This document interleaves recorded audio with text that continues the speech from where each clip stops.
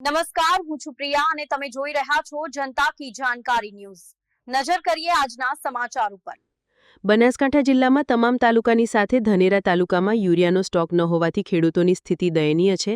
વહેલી સવારથી વરસાદી માહોલ વચ્ચે ખેડૂતો યુરિયા ખાતર લેવા લાઇનમાં ઊભા છે।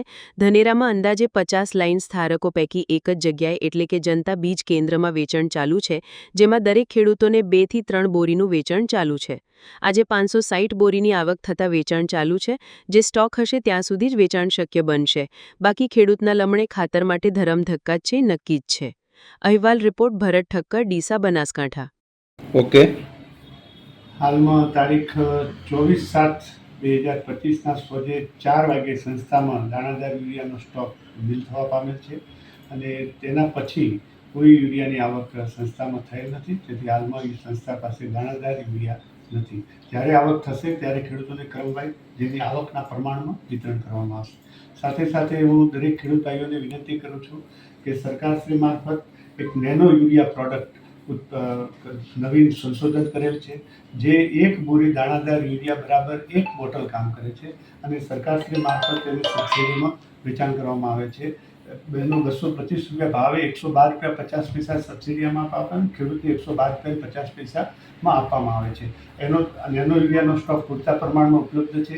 પાક ઉપર છંટકાવ કરવાનો હોય છે। છંટકાવ કર્યા પછી તેના ઉપર 7 થી 8 કલાક પાણી ન પડે એટલી જ કાળજી રાખવાની છે। સાથે સાથે એની અંદર વિકાસની દવા, નિંદામણની નાશક દવાઓ પણ કરી અને છંટકાવ કરી શકો છો, એટલે એક સાથે 3 કામો થઈ શકે છે। અને નેનો યુરિયા પ્રોડક્ટ એ દાણાદાર યુરિયા કરતાં પણ ઉત્તમ છે। તો દરેક ખેડૂતને મારી વિનંતી છે કે દાણાદાર યુરિયાની શોર્ટેજ હોય તો તેની જગ્યાએ નેનો યુરિયાનો વપરાશ કરી અને આપને ખેતી કામમાં ઉપયોગી થઈ અને નેનો યુરિયાનો વપરાશ કરો તેવી મારી વિનંતી।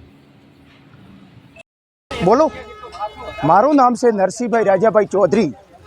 ખરેખર આ મીડિયાના માધ્યમથી કહેવામાં આવે છે કે એ ધાનેરાની અંદર શરૂઆતથી આજે લગભગ 20 થી 25 દિવસથી પહેલાં ડીએપીની શોર્ટેજ, હાલ હવે એરિયાની શોર્ટેજ, એક બાજુ ખેતર ધોવાઈ ગયા, પાળા ફૂટી ગયા, બરાબર।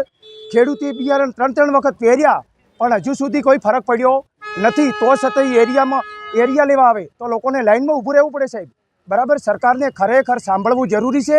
અને એમ તો સરકાર એમ કહેતી છે કે આપણે અન્નદાતા છીએ અને અન્નદાતાનું આપણે વિચારતા છીએ, આટલો લાભ મળે। સરકાર શું લાભ આપો છો? આવી રીતના લાઇનમાં ઊભો રાખવાનો લાભ આપે છે સરકાર? હા, કેવી રીતનું ગુજર ચલાવે? એમના છોકરાનું કેવી રીતને વિચારે? કશું વિચાર તો કોઈ નથી, બરાબર। અન્નદાતા છે એ દુનિયાનું પૂરું કરે છે, લાઇનમાં ઊભો રહીને બિચારો જ્યારે મગફળીનું ગોડાઉન ખુલે ત્યારે મગફળી વેચવા જાય, એમાં ટીફું આવે તો પાછી મૂકે અને આજે લાઇનમાં ઊભું રહીને ખાતર લેવાના। સવારમાં 6 વાગ્યાથી લોકો બધા ઊભેલા છે, મારી સામે જ ઊભેલા છે, બરાબર। અને કાયદેસરમાં એક પણ બોરી મળતી નથી।